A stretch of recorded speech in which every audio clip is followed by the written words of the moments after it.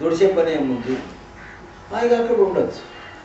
వీడు 10-12 దినాలు బాగా స్వామి సత్సంగం వినేది, బాగా తినేది, ఇవన్నీ అంత ప్రోగ్రాం ముగిసిపోయి అందరూ వెళ్ళిపోయి వీడు విడిలేదు ఆశపడ్డాడు.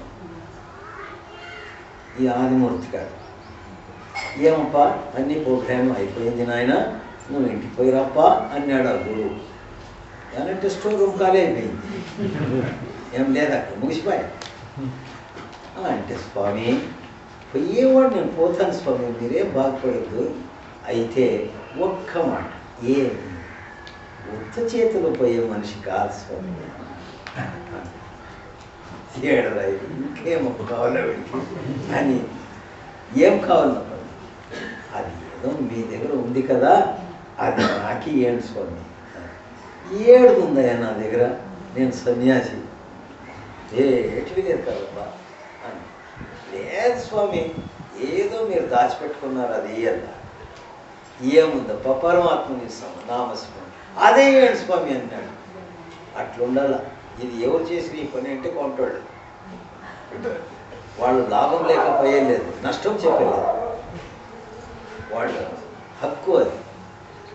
ఓహో పెద్ద సాగుకారు వీటిలో పని చేసినాడు అని కానప్ప రామనామస్మరణ చేసుకొని సార్ పోతాను వాడు ఇంటికి వచ్చినాడు.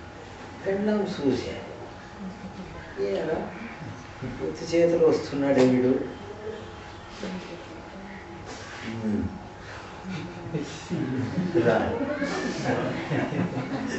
అని అకౌంట్ ఇట్లు కట్టుకోండి, ఎట్లా చూపండిరా.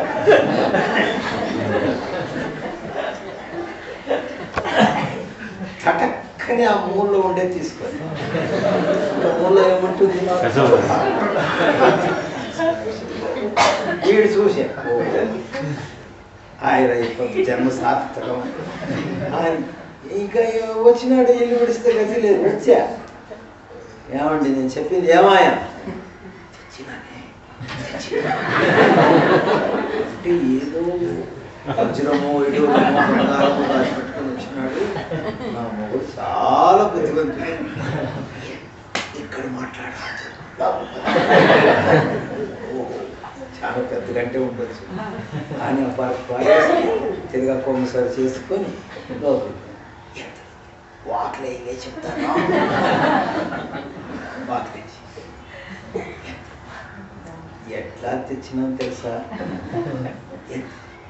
రామనామం తెచ్చిన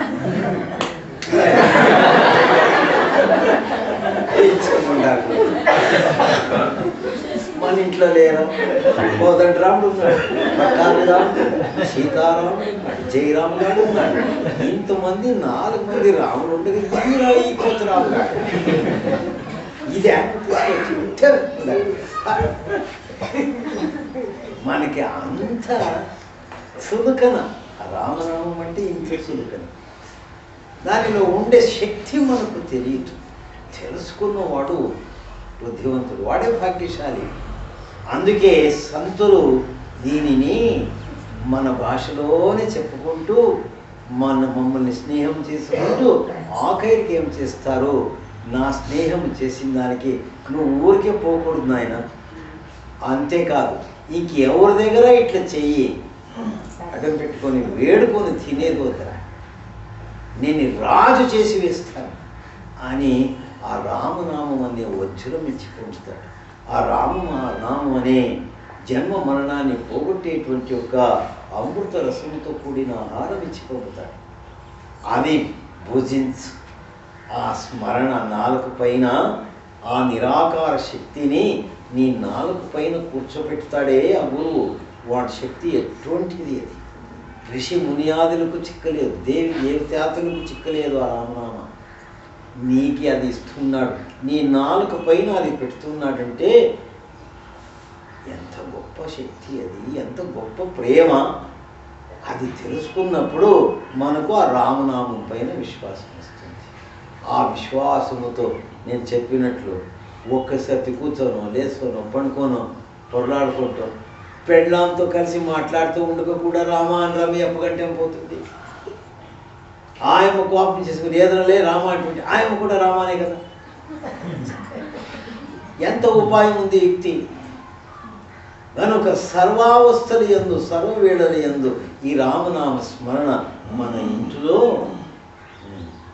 సురు పెట్టాడు.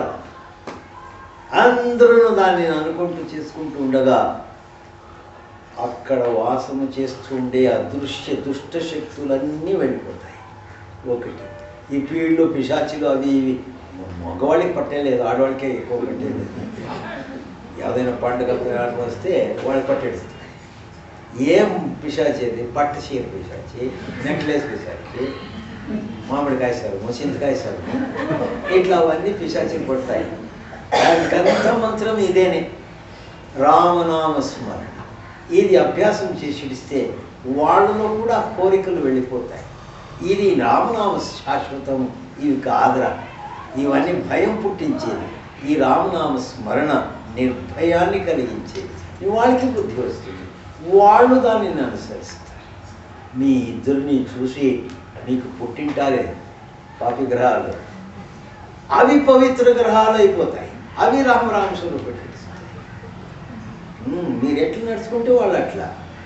ఏమై ఈ యుద్ధం అనేది ఎట్లా జరుగుతుంది తెలుసా నీకే అన్నాడు పెళ్ళాం. అది ఎట్లా జరుగుతుందండి? మాకు తెలియని యుద్ధము అని. నీకు తెలిసే మిత్రులు మన ఇంట్లో జరిగేది ఏమనుకుంటే అట్లా తెల్లారేస్తే పడుకునే వరకు యుద్ధమే కదా. అది కాదే. జపాన్ వాడు జర్మనీ పైన యుద్ధానికి పోయినాడు, ఇంగ్లాండ్ వాడు రష్యా పైన పోయినాడు. అవును, కొడుకు అడుగుతాడు, యాన్న యుద్ధం జరిగా చెప్తానుండ్రా. అంతలోనే ఏమైంది? ఓ జపాన్ వాడు జర్మనీ వాడు ఇంగ్లాండ్ వాడు యుద్ధం చేస్తున్నారా అంటే ఇంకెక్కడ యుద్ధం లేదు అనుకుంటువా నువ్వు? ఇంకెక్కడుంది? అప్పుడేం చేసింది, ఏమండి ఏమండి ఏమండి ఏమది? అదేం పొగుడతావో పొగుడు. నిన్ని 2 లక్షల రూపాయలు ఇచ్చి కొనుక్కున్నాను రా నేను. అన్నీ ఏమే అంట పొగుడు అంట. తీసుకాపా పట్టేసి పిల్లోడు పుట్టిండే వాడు నవ్వుతే ఎరా నవ్వుతావు. ఇప్పుడు తెలిసిపోయా మర్మము అని అనిపించాడు. ఏమి యుద్ధం ఎట్లా పుడుతుంది అని వాళ్ళిద్దరికి సిగ్గా ఎట్లా పుడుతుంది చూడు. యుద్ధం సిగ్గుపడి మేమే కొట్లాడుకుంటున్నాము. మరి ఇటువంటి యొక్క ఆ ఆందోళన క్రియ అంటే ఆ మనసు నుండి జాగ్రత్తమయ్యేటువంటి ఈ స్థితిని పోగొట్టుకోవడానికి ఏడుతుంది అంటే రామనామ స్మరణ. నీ పెండ్లాం అగ్గి అయితే నువ్వు నీళ్ళు అయిపో, నువ్వు అగ్గి అయితే పెండ్లాం నీళ్ళు అయిపోని. ఇంకెక్కడ యుద్ధం ఉంటుంది అక్కడ? నేను జుట్టు పట్టుకుందామా, రిటైర్డ్ అయిపోయింటాడు బాల్డ్ హెడ్. మరి ఇంకేం పట్టుకోవాలయ్యాం? మనం గొంతు పట్టుకొని తీసుకేస్తాం. మనకి జడ ఉంటుంది, వీడు జడ పట్టుకోండి చెప్పట్లేస్తాడు. ఊరోళ్ళందరూ చూస్తారు. ఇది ఏం బాగా వద్దు తండ్రి.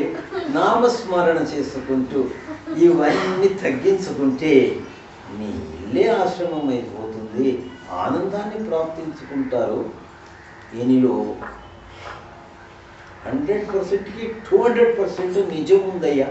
గనుక దీనిని సాధించుకొని జన్మాన్ని సార్థకం చేసుకుంటారు.